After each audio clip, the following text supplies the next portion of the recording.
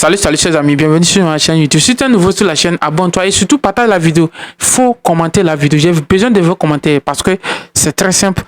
On va parler de l'autoroute Ouagadougou-Dioulasso parce que j'ai voulu faire quelque chose de très intéressant. Je suis parti faire des recherches. Et dans ces recherches, ce que j'ai trouvé que quoi?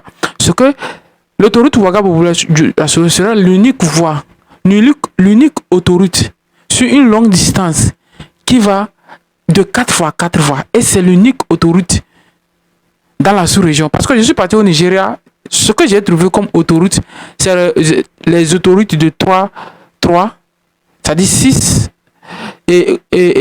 En Côte d'Ivoire aussi, c'est pareil, 2, 2, 3, 3. Comment on appelle-t-on? Au Ghana aussi, pareil.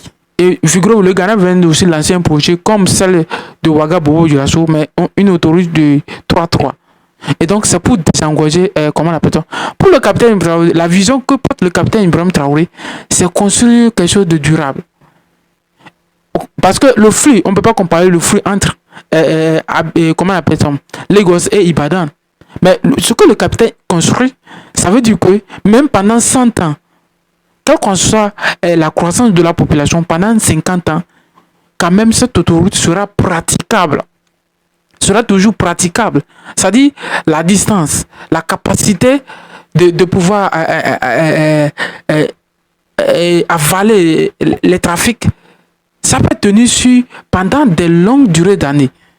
C'est ce que le capitaine pense. Et c'est ce que les pays européens, quand vous allez en Allemagne, en Europe, les autoroutes qui ont été construites dans les années 1940, 60, 50, c'est des autoroutes aujourd'hui qui ne connaissent pas d'embouteillage, qui ne connaissent pas comme ça de bouchons. C'est des autoroutes qu'on va à vive valeur, sans limite.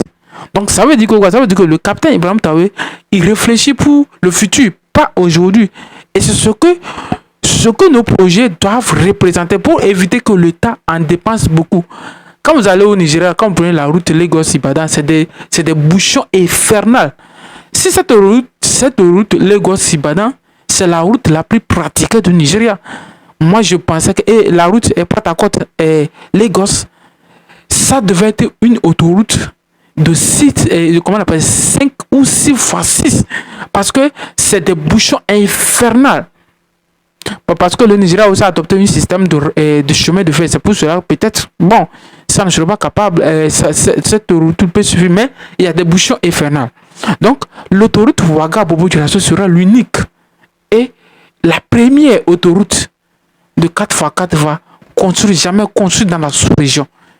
Et c'est génial pour les Burkinabés parce que c'est un projet qui demande d'attention, d'écouter, parce que on voit la lutte des activités, mais c'est vraiment gigantesque. Et le Burkina Faso du capitaine Ibrahim Traoré aujourd'hui ne fait pas les choses à moitié. Il ne fait pas les choses à moitié parce qu'on ne lance pas un projet étatique pour aujourd'hui. On lance un projet étatique. Qu'on le construit, qu'on le bâtit sur des dizaines d'années. L'État ne construit pas pour 2 ans, pour 3 ans. L'État construit sur une longue durée pour que cette infrastructure serve à la nation, pour éviter à ce que l'État en dépense chaque année sur les routes pendant 5 ans sur la même route. Non. C'est ce que les Occidentaux ont compris. Et c'est comme ça que l'État va engranger de l'argent dans la caisse pour pouvoir faire autre chose que de se concentrer sur les infrastructures. Il y a un moment, les pays européens ne faisaient pas des infrastructures. C'est parce qu'ils ont construit, ils ont passé sur le long terme. Donc, c'est la différence entre nous et eux. Vous voyez ce que je veux dire. Donc, si tu es nouveau sur la chaîne, les Burkinabés, les Maliens, abonnez-vous, partagez la vidéo.